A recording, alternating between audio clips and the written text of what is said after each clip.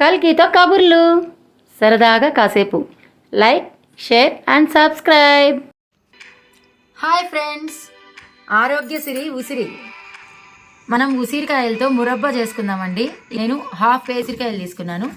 Half కేజీతో మనం మురబ్బా చేసుకుందాం. ఇప్పుడు మనం స్టవ్ పైన ఒక గిన్నె పెట్టుకొని 1 లీటర్ వరకు వాటర్ వేసుకోవాలండి. అలా వాటర్ వేసుకున్న తర్వాత ఆల్రెడీ మనకి హోల్స్ ఉన్న గిన్నె పెట్టేసుకొని ఆవిరి మీద ఉడికించుకుందాం. మనం తీసుకున్న హాఫ్ కేజీ ఉసిరికాయలన్నీ ఇలా ఆవిరి మీద ఉడికించుకోవడానికి ప్లేట్ పెట్టేద్దామండి.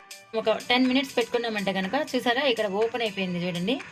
అలాగే మనం ఇట్లా ఒక ఫోక్స్ తీసుకొని గుచ్చామంటే కనుక కిందకి దిగిపోతుంది. ఇప్పుడు మనం స్టవ్ ఆఫ్ చేసుకుందాం. కాయలు బాగా చల్లారిపోయాయండి. మనం ఇప్పుడు ఒక్కొక్క కాయ తీసేసుకొని హోల్స్ పెట్టేసుకుందాము చిన్నగా. ఇలాగా మనం కాయలన్నిటికీ హోల్స్ పెట్టేసుకున్నామండి.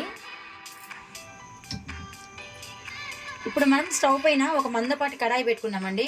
కడాయిలో ఒక 1/2 కేజీ బెల్లం అండి, ఇది ఆర్గానిక్ బెల్లము. 1/2 కేజీ ఆర్గానిక్ బెల్లం తీసుకొని కొద్దిగా బెల్లం మునిగేంత వరకు వాటర్ వేసుకొని కలుపుకుందామండి. ఇది ఒకసారి కొద్దిగా ఉడకనిద్దాము. బెల్లంలో కొద్దిగా వాటర్ వేసుకున్నాం కదండి.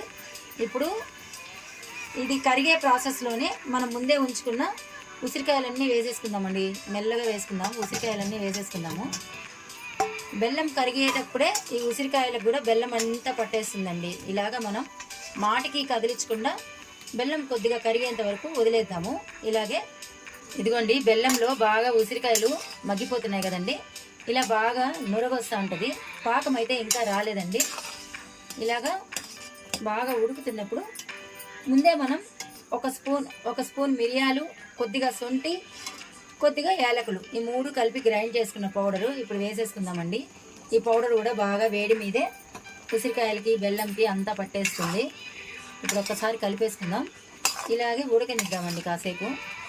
మూత పెట్టకూడదు. ఇలాగే పాకం గట్టిపడేంత వరకు ఉడికిద్దాం. ఇదిగోండి, చూసారా, ఉసిరికాయ గులాబ్ జామ్ సిద్ధమైపోయిందండి. ఉడుకుతున్న పాకంని వాటర్లో వేసుకుందామండి. మనం చిక్కీల కోసం వేసుకుంటాం కదా, అలాగా ఇలా వాటర్లో వేసుకున్నామంటే పాకం గట్టి పడితే మనకు సిద్ధమైపోయినట్టు. చూసారా, పాకం బాగా గట్టి పడిపోయింది. ఇప్పుడు మనం ఆఫ్ చేసుకుని వేయచ్చండి. స్టవ్ కావచ్చు చూడండి, గట్టి పాకంలో ఉసిరికాయలు బాగా ఉడుకుతున్నాయి. ఇప్పుడు మనం స్టవ్ ఆఫ్ చేసుకునేస్తాము. మిరియాల పొడి, శొంఠి, ఏలకుల పొడి, భలే స్మెల్ వస్తుందండి. మనం కోరుకున్నటువంటి హెల్దీ గులాబ్ జాములు రెడీ అయిపోయాయి. ఉసిరికాయ గులాబ్ జాములు.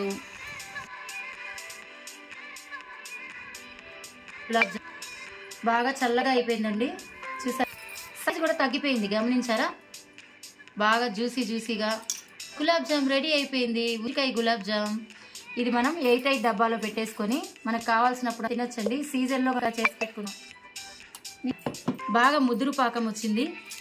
ఉసిరికాయ కూడా బాగా పగిలింది. ఈ ఉసిరికాయ గులాబ్ జామ్ని సీజన్తో సంబంధం లేకుండా తినొచ్చండి. 8 బాక్స్లో పెట్టేసుకుందాము. కావాల్సినప్పుడు ఒక్కొక్క కాయ తిన్నామంటే గాన టేస్టీగా ఉంటుంది, అలాగే హెల్దీ కూడా. మనము ఒక డబ్బాలోకి మార్చేసుకున్నాక ఇలా ఉంటుంది ఉసిరికాయలు. చూసారా, జ్యూసీగా చాలా బాగుంటుంది. మీరు ఒకసారి ట్రై చేసేయండి. ఈ సీజన్లో దొరుకుతాయి కదండి మనకు బాగా ఉసిరికాయలు. సీజన్లో దొరికిన ఈ వీడియో కనుక మీకు నచ్చినట్లయితే కల్కితో కబుర్లు ఛానల్ని like, share and subscribe please.